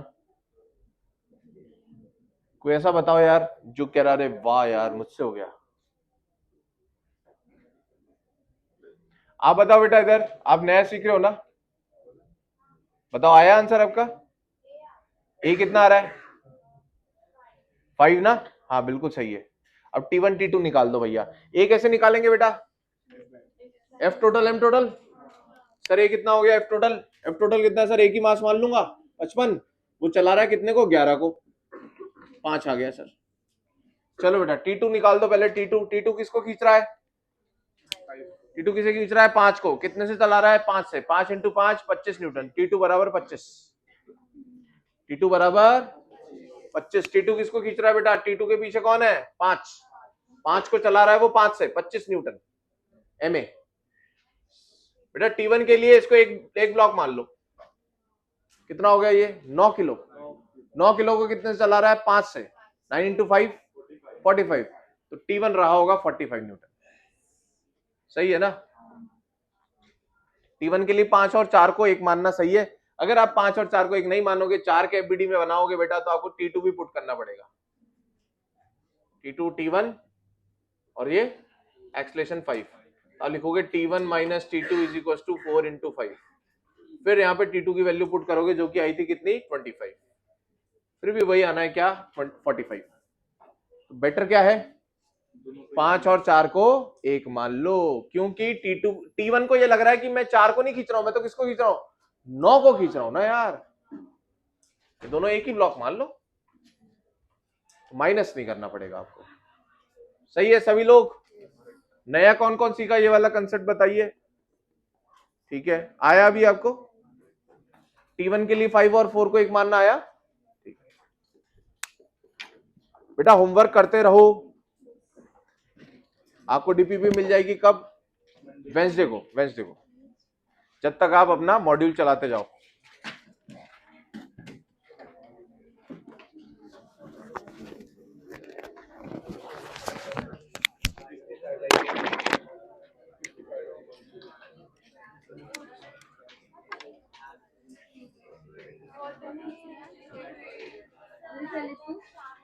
I'll pick us in the way collective.